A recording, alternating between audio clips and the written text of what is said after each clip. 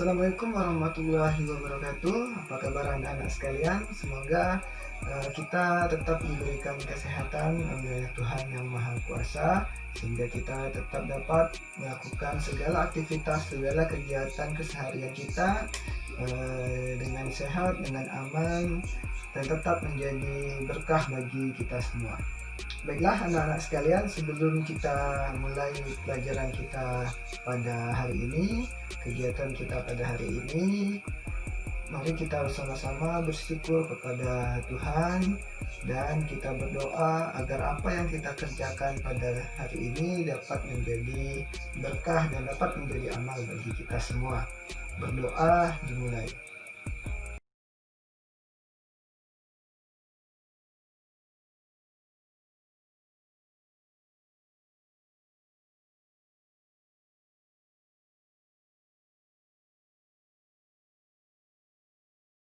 Baiklah anak-anak sekalian, pada pertemuan sebelumnya kita sudah membahas tentang ini.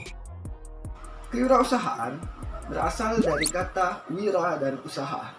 Dan jika kita etimologikan bahwa wira adalah berani, usaha. Nah, pada pembahasan yang pertama itu kita mempelajari tentang dasar dari entrepreneur dan dasar dari entrepreneurship, yaitu kewirausahaan. Pada pertemuan ini kita sudah masuk kepada bab yang pertama di kelas 10 mata pelajaran prakarya dan kewirausahaan, yaitu kerajinan tekstil.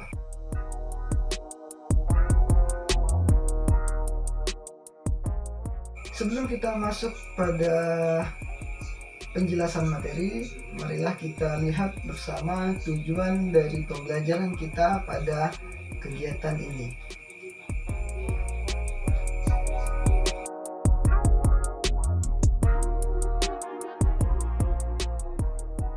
Kerajinan yang dalam bahasa Inggris disebut dengan handicraft ini adalah sebuah kerajinan yang menuntut keterampilan tangan dari seorang pengrajin atau pelaku dari kerajinan tersebut.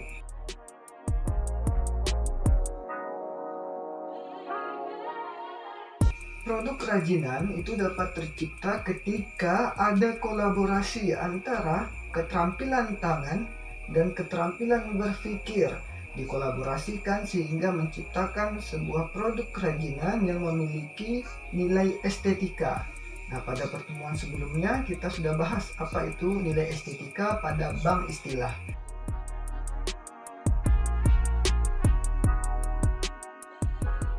Berhubung pada bab ini kita akan mempelajari tentang kerajinan tekstil, maka sebelum kita masuk kepada jenis-jenis kerajinan tekstil, saya akan berikan pengertian apa itu tekstil.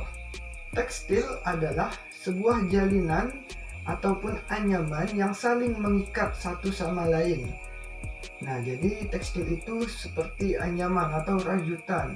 Di Indonesia, kerajinan tekstil ini dibagi menjadi dua, yaitu kerajinan tekstil modern dan kerajinan tekstil tradisional.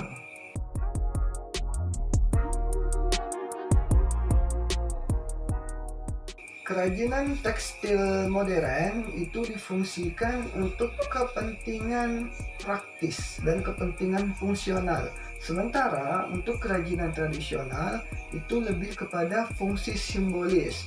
Nah, jadi ada dua perbedaan antara kerajinan tradisional dan kerajinan tekstil modern. Modern lebih kepada fungsi praktis dan fungsi fungsionalnya, sedangkan tradisional lebih kepada fungsi simbolis. Nanti akan kita jabarkan apa fungsi-fungsi kedua kerajinan ini.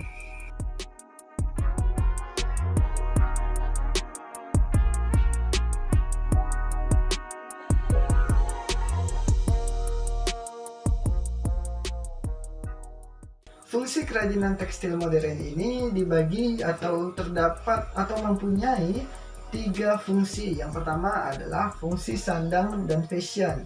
Nah, jadi tekstil modern ini digunakan sebagai kebutuhan sandang dan fashion. Contohnya adalah ketika ada busana yang digunakan oleh model, Nah, itu adalah salah satu fungsi fashion sebagai fungsi dari tekstil modern sebagai fungsi fashion. Selain itu ada aksesoris-aksesoris, biasanya juga dari bahan tekstil. Nah, itu juga merupakan dari fungsi sandang dan fungsi fashion.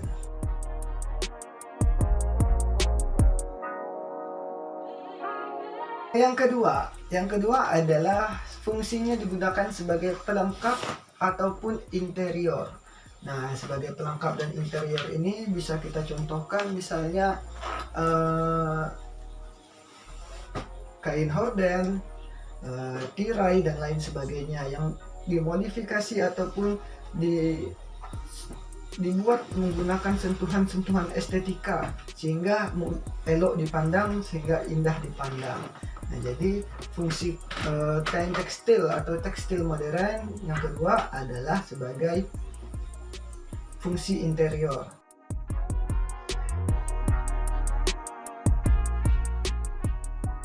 Yang ketiga adalah sebagai wadah atau pelindung.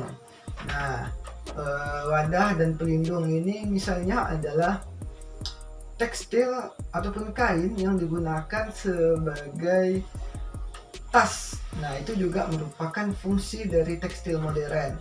Kita pernah melihat tas laptop yang dibuat dari berbagai motif batik, motif anime, motif kartun dan lain sebagainya. Itu adalah juga merupakan fungsi tekstil modern. Nah, jadi ada 3 fungsinya, saya ulangi. Yang pertama sebagai sandang dan fashion, yang kedua adalah sebagai interior, yang ketiga adalah sebagai wadah atau tempat. Jadi fungsi tekstil modern ada 3. Berikutnya adalah fungsi tekstil tradisional.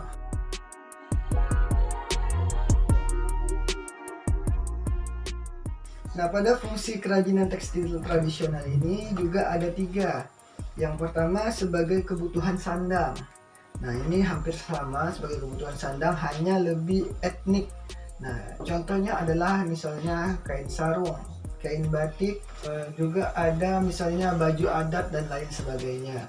Yang kedua ada sebagai alat bantu. Nah, sebagai alat bantu ini misalnya kain atau tekstil yang digunakan untuk menggendong bayi.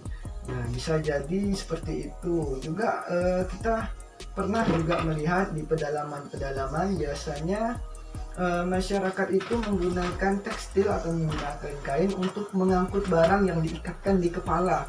Itu juga merupakan fungsi dari tekstil tradisional. Nah, yang ketiga adalah untuk kepentingan atau keperluan ritual. Nah, ini juga merupakan ciri khas dari kain tradisional atau tekstil tradisional.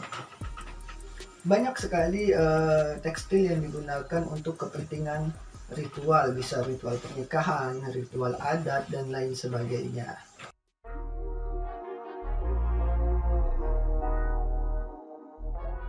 Berikutnya saya akan jelaskan sedikit sejarah masuknya tekstil tradisional ke Indonesia. Nah, jika berbicara tentang sejarah, maka kita akan kembali ke masa lampau.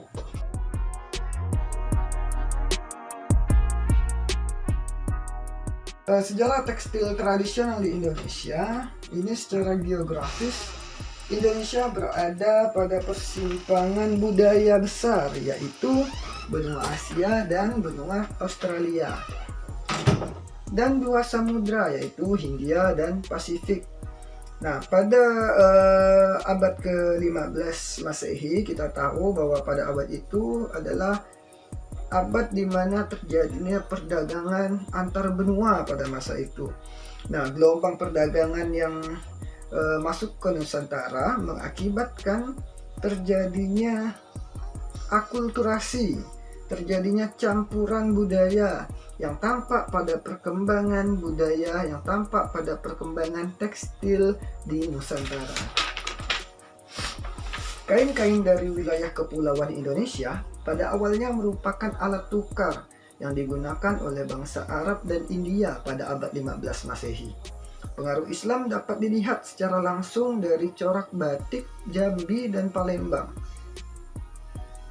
Selain itu, perdagangan dari Gujarat. Nah, Gujarat ini adalah salah satu wilayah di India yang memang terkenal merupakan wilayah yang masyarakatnya, yang orangnya merupakan pedagang-pedagang.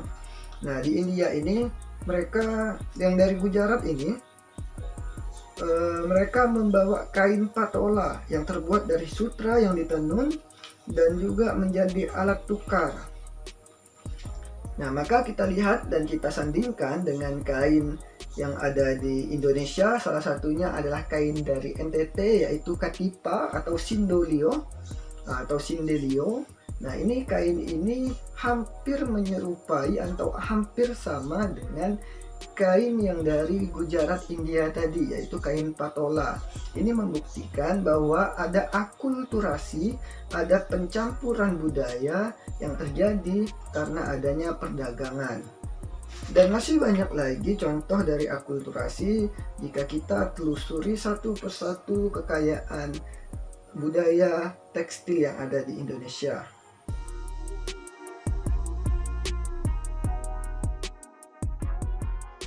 Sekian materi kita tentang kerajinan tekstil, tentang jenis-jenis kerajinan tekstil, fungsinya, dan juga sedikit tentang sejarahnya. Semoga bermanfaat bagi kita semua. Wassalamualaikum warahmatullahi wabarakatuh.